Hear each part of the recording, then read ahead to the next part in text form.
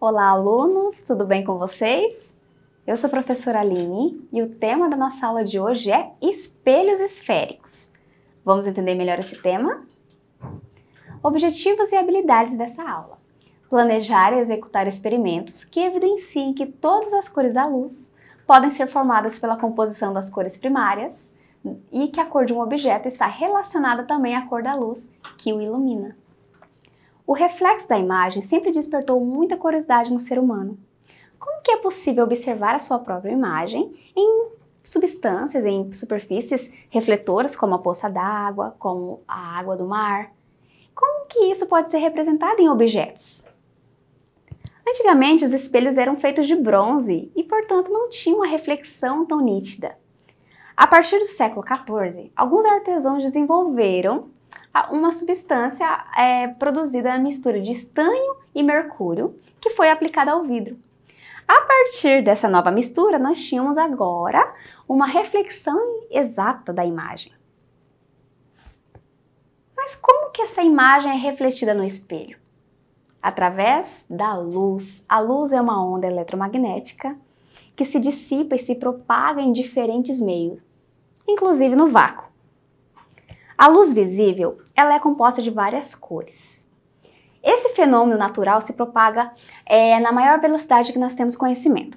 Portanto, a onda luminosa, que é refletida no espelho, possui várias cores que são decompostas em algumas situações de fenômenos. Vamos entender? Como enxergamos as cores? Nos nossos olhos, nós temos camadas de células bem pequenas e sensíveis à luz, chamados de fotorreceptores. Essas células são de dois tipos, bastonetes e cones. Os bastonetes funcionam em locais mais escuros porque eles captam a iluminação. Já os cones se adaptam à luz porque conseguem diferenciar as cores. Então aqui nós temos uma imagem do nosso olho e a formação da luz. A luz entra através do nosso olho. Na retina é formada a imagem de forma invertida, como já vimos em outras aulas.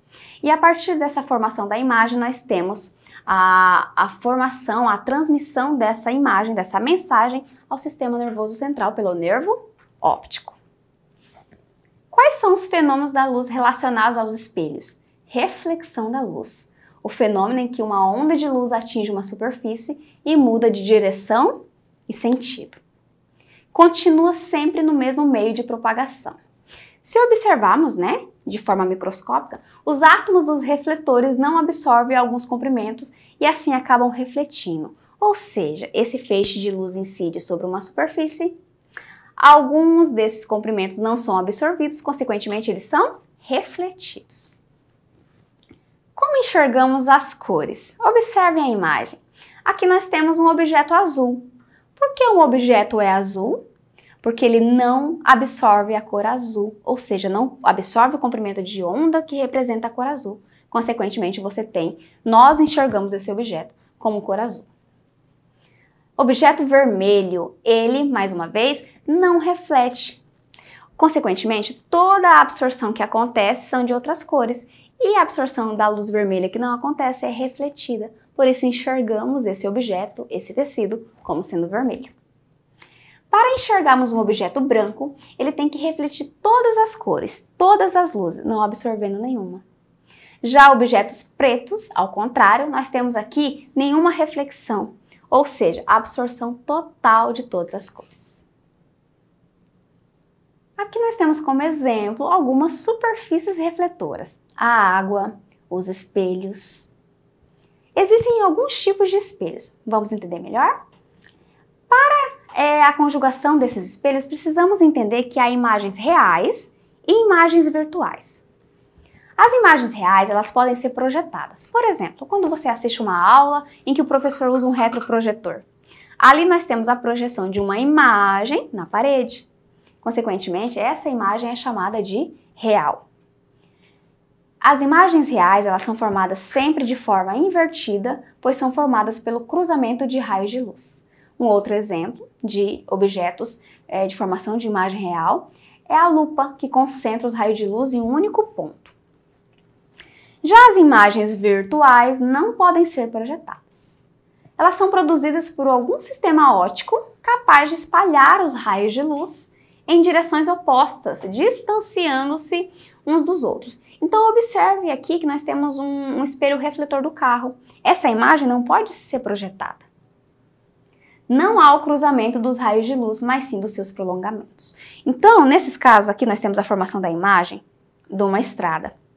Essa imagem aqui, ela não pode ser projetada em nenhum objeto, nenhuma parede. E por que nós utilizamos esses espelhos refletores de carro? Espelhos esféricos são espelhos semelhantes a calotas ou seções esféricas refletoras, capazes de promover a reflexão da luz em vários ângulos. Os espelhos esféricos podem produzir tanto imagens reais como imagens virtuais a depender do objeto. Um dos tipos de espelho esférico são os espelhos côncavos. Observe, são cavidades refletoras de raio constante. Os espelhos côncavos, eles podem produzir imagens virtuais e ampliadas dos objetos próximos à sua superfície. É muito comum que quando vamos ao dentista, ele utiliza um objeto que tem um espelhinho para ampliar a imagem dos nossos dentes. Esse espelho, utilizado em consultório odontológico, é do tipo côncavo, ampliação de imagens. Aqui nós temos outros exemplos que são os telescópios e projetores. Os telescópios, eles absorvem a luz das estrelas e essa imagem é formada de forma ampliada. Espelhos, eles são capazes de conjugar imagens reais e, portanto, invertidas quando posicionado algum objeto além da sua distância focal. Aqui nós vamos observar como ocorre a formação dessa imagem no espelho côncavo. Observe a imagem. Todo raio de luz incidente passando-se pelo centro de curvatura reflete sobre si mesmo. Perceba, essa letra C representa o centro de curvatura. A letra F representa o foco. E aqui nós temos a vértice. Quando esse raio de luz incidente ele passa pelo centro de curvatura, na mesma direção, observe lá, aqui nós temos uma reflexão sobre si mesmo. Na segunda imagem, nós temos aqui um raio de luz que incide de forma paralela ao eixo principal, ou seja, nós temos o feixe de luz passando aqui pelo foco em direções opostas. Nesse caso, nós temos aqui um raio de luz que é refletido dessas duas formas. Na terceira imagem, nós temos todo o raio de luz que incide no espelho passando pelo foco. Olha a letrinha F lá. Esse raio de luz vai se refletir de forma paralela ao eixo principal. E como que se dá a formação da imagem? Na última figurinha, todo o raio de luz que incide no vértice. Aqui nós temos um raio de luz incidindo diretamente na letrinha V, que é o vértice, que é a posição aqui da imagem. Todo raio de luz que incide no vértice reflete de tal forma que o ângulo incidente e o de reflexão são iguais em relação ao eixo principal. Espelho côncavos, aqui mais uma imagem, olha, nós temos aqui o eixo de simetria, que é a trajetória, descreve a trajetória, centro de curvatura, o foco e o vértice, que fica sempre atrás do espelho. Um outro tipo de espelho é chamado convexo. Ao contrário do côncavo, ele busca ampliar o campo, porém a imagem fica reduzida. É um espelho muito utilizado, por exemplo, em comércio, quando você precisa ter um campo de visão maior daquele ambiente. Consequentemente, você tem uma imagem que acaba sendo reduzida, porém te dá um campo de visão maior em relação ao ambiente que você está. Os espelhos convexos divergem a luz refletida em sua superfície. Os raios de luz são espalhados após a reflexão. E aí nós temos uma imagem reduzida ao se olhar no espelho. Exemplo utilizado em comércios, ônibus e locais de grande movimentação. Então, os espelhos que nós temos nos carros, nos ônibus, nós temos essa função de que eu preciso ampliar o campo de visão do motorista, só que a imagem que é formada desses objetos acaba sendo reduzida. Como que ocorre a formação da imagem nos espelhos convexos? Observe a imagem. Todo raio de luz que incide perpendicular à superfície, ou seja, em direção ao centro de curvatura, reflete-se sobre si mesmo. Todo raio de luz que incide paralelamente ao eixo principal, reflete em direção ao ponto de foco. Então, observe as letrinhas ali, ó. Um está indo em direção ao centro de curvatura, a segunda imagem está direcionada ao ponto de foco, que é representado pela letrinha F. A condição contrária também é válida. Todo raio de luz que incide no espelho em direção ao ponto de foco reflete-se ao paralelo do eixo principal. E aí a imagem formada, nós temos essa setinha na direção oposta. Todo raio de luz que incide sobre o vértice do espelho, terceira imagem agora, reflete-se de tal forma que o ângulo do raio incidente e o ângulo do raio de reflexão sejam iguais. Então aqui na terceira imagem nós temos o mesmo ângulo de propagação dessa imagem. Vamos olhar a representação dos espelhos convexos. Aqui nós temos o prolongamento, o objeto. Observem que a imagem que é formada é menor em relação ao objeto. O objeto é maior e a imagem formada é menor. Por que isso ocorre mesmo? Como nós vimos, nós temos um campo de visão diferenciado, ou seja, uma dispersão dessa luz, e a imagem formada sempre é menor do que o objeto. É possível calcular a distância focal. A distância focal dessa imagem. Aqui nós temos a fórmula F é igual ao raio de curvatura dividido por 2. Exemplo. Certo espelho esférico côncavo apresenta um raio de curvatura igual a 0,5 metros. Se eu sei o raio da curvatura, qual é a distância focal desse espelho em centímetros? Alternativa A, 50 centímetros. Alternativa B, 10 centímetros. Alternativa C, 25 centímetros. Letra D, 150 centímetros ou 100 centímetros.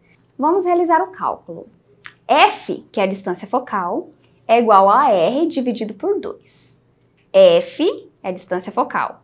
R é o raio de curvatura. Então, se o problema me informou que é 0,50 metros, esse ângulo, né? Esse raio de curvatura, então nós vamos dividir 0,50 dividido por 2, nós temos 0,25 metros, ou convertendo em 25 centímetros. Segundo exercício. Observe a charge ao lado. Quem trocou meu espelho esférico convexo por um côncavo? Observe que ali você tem um motorista e no espelho, refletor, retrovisor, nós temos um guarda com um nariz super gigante. Por que está errado esse espelho aí, hein? Letra A. O espelho ilustrado é o côncavo e o policial se encontra entre o foco e o centro de curvatura desse espelho? Letra B. O espelho que deveria ser usado era o côncavo mesmo, que só forma imagens reais como a mostrada no espelho da charge. Observe, aqui nós temos um espelho que está refletindo, que está mostrando a imagem do nariz super avantajado de forma super avantajada desse policial. O que está errado aqui? A alternativa A é a correta. O espelho ilustrado é o côncavo e o policial se encontra entre o foco e o vértice desse espelho. E qual o espelho que deveria estar aqui? O convexo, lembra? Que é o espelho que vai diminuir, para aumentar o campo de visão, vai diminuir a imagem formada. Então, vamos trocar esse espelho aqui pelo convexo. 3. Julgue as afirmativas feitas acerca da formação de imagens por espelhos esféricos, côncavos e convexos. 1. Espelhos côncavos podem conjugar imagens reais e virtuais. B. Todo espelho convexo conjuga imagens virtuais. 3. Quando um objeto é colocado diante de um espelho côncavo a uma distância maior que o seu centro de curvatura, a imagem formada é real, invertida e reduzida. 4. Quando um objeto é posicionado à frente de um espelho côncavo, exatamente em seu foco, os raios de luz refletidos pelo espelho não se cruzam. Qual dessas sentenças são verdadeiras? A 1, a 2, a 3 e a 4? Uma ou outra? Qual é a nossa resposta correta? É a letra A, 1 e 2? Letra B, 1, 2 e 3?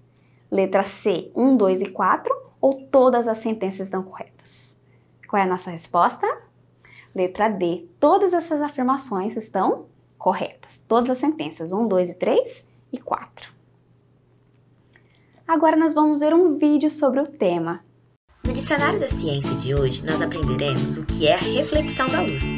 E é claro que por aqui nós vamos explicar direitinho para você. Então, pega papel e caneta e vem com a gente.